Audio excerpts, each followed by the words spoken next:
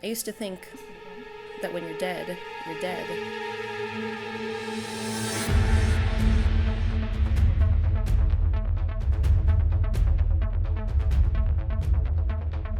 When I was 18, I saw an apparition of a young boy running through my house. When I was a teenager, an old farmer materialized right in front of me. When I was a child, I saw a hand reach out from my bedroom floor.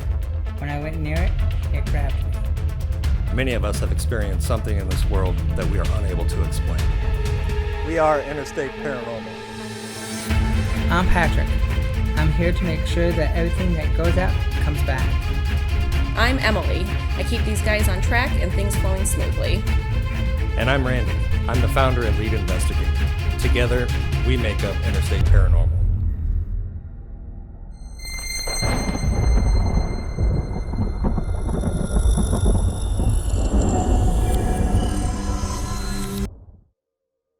Clark Street Ale House, Chicago, Illinois. A bar filled with history. This building has been a trans bar, a cop bar, and a whiskey bar. Staff members have reported seeing things, hearing things, being watched, and even being touched. We were asked to investigate the stories of an old-time bar patron named Droopy.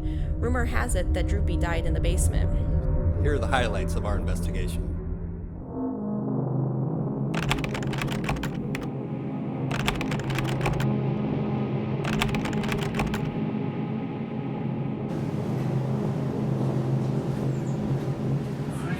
I'm going to film you a little bit while you're doing an EVP. I'm doing an EVP. Where the hell are you? Oh, there you are. See if I can get Droopy. All right, so we're all in the basement, and I know that Patrick is around the corner investigating by himself. So I pick up the night vision camera, and I want to go around there and see how it's going and get some good footage. Okay. Huh? We got a lot of electric in here. We should get the EMF and see what the reading is. Because the high EMFs can make people feel and see things.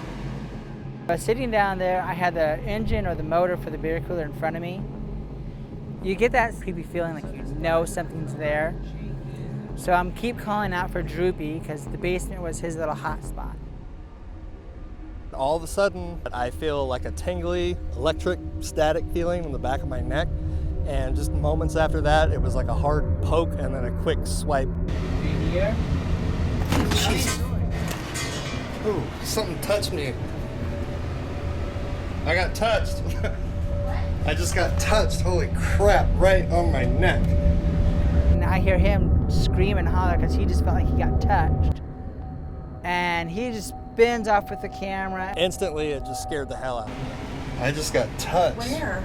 I was standing here filming Patrick doing his EVP thing, and I'm kind of leaning against this, and all of a sudden just sink right on the back of my neck. Felt like somebody touched me, and I like almost knocked this canister over. We asked for you to let yourself be known, and he did. He touched one of us.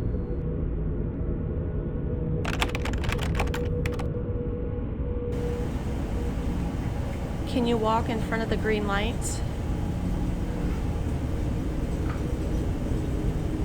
Or make one of them move or change colors? Me and Michelle were sitting in the basement, and we had set up a laser grid which displays pinpoints of light in a grid pattern. We use it so shadows can move in front of it, it can be manipulated, etc. We were just filming it on my phone, and all of a sudden it did like a full 360 circle. What was that?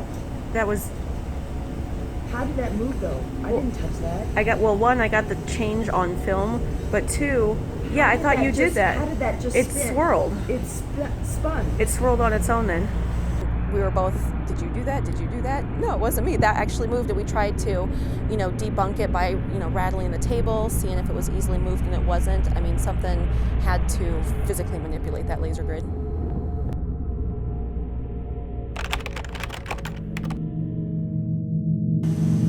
Emily, can you go turn that IR camera so it's facing this way?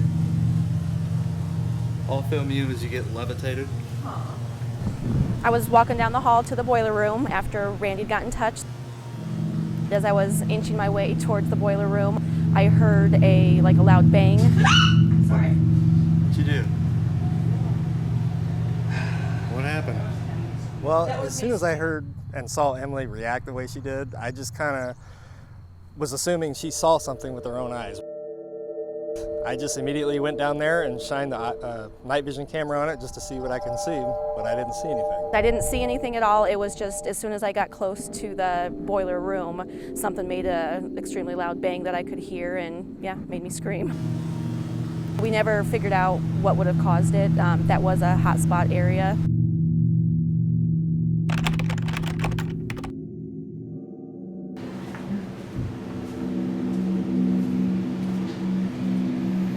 Can you hear me?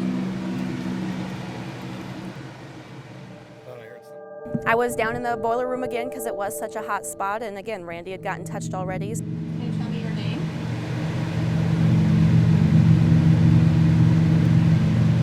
I could feel something, around my neck behind me. It was an exposed area, and you could just feel a presence. Are you in here with me right now? As I'm reaching out and asking if someone's there, all of a sudden I felt like someone had run like a finger down your spine, from neck to all the way down your spine, just whoosh, real quick down the end. I think something's poking you in the back. No, stop it. Yeah. What? No. Did you feel something? Yeah. Sorry, I just to get out of the way. Alright. Something like.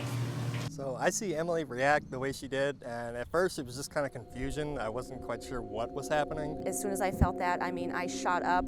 I had to duck around Randy to even get out of the room and just took off down the hallway because it freaked me out that much. You in the back? No, stop it. Yeah. What? No. She kind of mumbled out, I got touched. So, I'm of course concerned about her because she's freaking out, but then I decided to go back in there to see if, I could see anything, hear anything, feel anything, but of course, whatever it was there, it was already gone.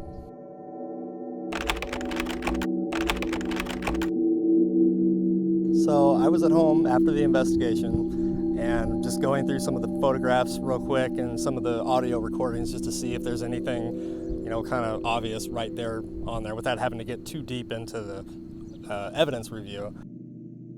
3 or 4 videos into it, and I see, kind of a flicker in the back of the video, in the background, and I'm not quite sure what that was. So I slowed it down a little bit and played it, and after about 20 times, my jaw dropped.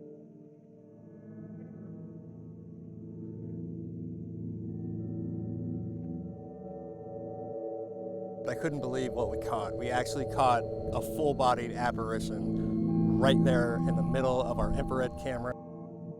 We were all kind of congregated around the corner from the boiler area. As soon as I saw it, same reaction, my jaw just dropped, and I think I actually jumped up and down and probably, high-fived the air, because getting something like that is absolutely phenomenal. I was like, oh my God, that was right behind us and we didn't even see it with our own eyes. Thank God we had that IR camera recording at that moment because it captured our best evidence that we got at this location. You can clearly see a full body come around the corner, pause as if it's surprised that there are people in the room with it, makes a clear turn. You can even see coattails, like an old-timey coat, make a defined swish movement, and it pauses and goes back upstairs. We think it was Droopy because we kept calling him out. That's the only spirit there that, the people that work there claim to know by name. So we were calling his name all night down in the basement, and we all kind of agreed that was probably him. That's a holy grail right there. You got proof. There's something there at Clark Street Ale.